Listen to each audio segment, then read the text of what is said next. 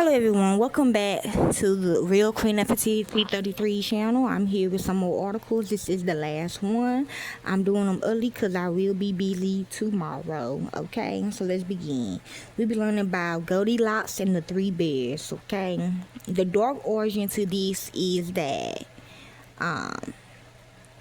the three bears, the mother and father, is trafficking the baby bear, and Goldilocks is supposed to kill the mama and daddy. So it's basically a trafficking story. So be careful, pay attention. And I know I did say earlier that if your parents is different colors and you came out a different color, they might come out and get you. Okay, so just be on guard, okay, and watch out. So let's begin. Goldilocks and the Three Bears is a traditional classic 19th century British fairy tale, of which three versions existed. The original version of the tale tells of an impudent and bad old woman who enters the forest home of three anthropomorphic bachelor bears while they are away. She eats some of their porridge, sits down on one of their chairs, breaks it, and sleeps in one of their beds. Now, if you remember in the story, the fairy tale, when she ate the baby bear porridge, she got sick and had to go lay down. So I feel like they poisoned the baby. They were poisoning the baby. And also, this bear ain't even no bear. It's a rat. Okay? Or a dog or something. Okay? When the bears return and discover her, they see her wake up and jump out of the window, and she is never seen again. Okay?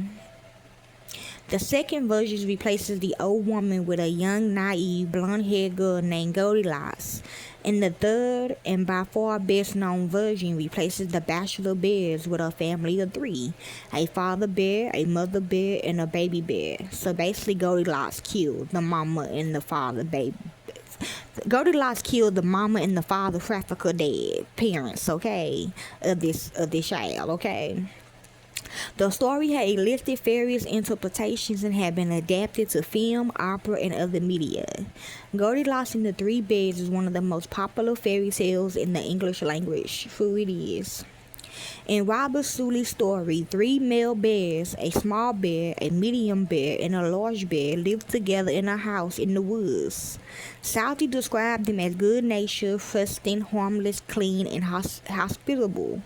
Each bear has his own bowl of porridge, his own chair, and his own bed. One day, while their hot porridge is cooling, they wander through the woods. An old woman described throughout the story a insolent, mean, swearing, ugly, dirty, and a vagabond who belongs in a reform and discovers the bear's home. She looks through the window and keyhole, opens the latch, and after ensuring that no one is home, enters. The old woman tries the porridge of the big bear, which is too hot for her. Then she tried the porridge of the middle bear, which is too cold.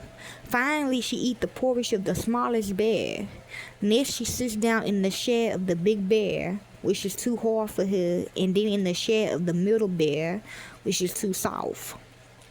So yeah, a bed, okay. So a lot of trafficking going on in this story.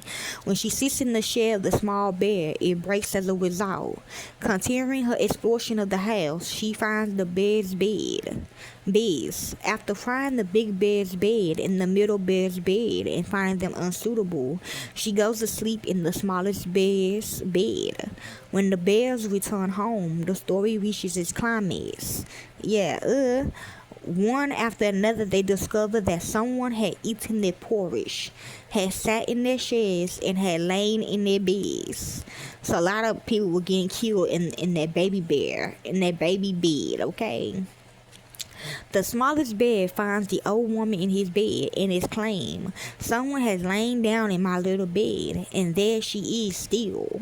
Startled, the old woman jumps out the window, runs away, and is never seen again. So they probably could have killed Goldilocks too, but I feel like it's the other way around. Literary elements. The story makes extensive use of the literary rule of three, featuring three chairs, three bowls of porridge, three beds, and the three title characters who live in the house. So 16, 7, so threes could be significant. The other side. There are also three secrecies of the bears discovering in time that someone had been eating from their porridge, sitting in their sheds, and finally lying in their beds. At which point the climax of Goldilocks being discovered occurs. They follow three earlier sequences of Goldilocks finding the bowls of porridge, sheds, and beds successfully, each time finding the third just right.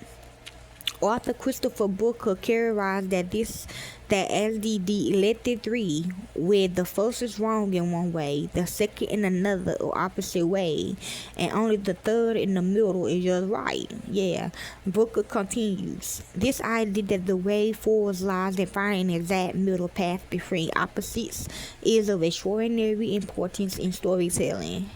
This concept has spread across many other disciplines, particularly development psychology, biology, economics, Buddhism, and engineering, where it's called the Goldilocks principle. In planetary astronomy, a planet orbiting its sun is just the right distance for liquid water. Okay, to exist on its surface, neither too hot nor too cold. It referred to blood. Okay, referred to as being in the Goldilocks zone. As Stephen Hawking put it, like Goldilocks, the development of intelligent life requires that planetary temperatures be just right. Okay.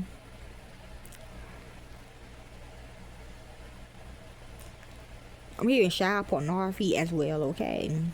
So yeah, with this story, hopefully this helps you all enjoy.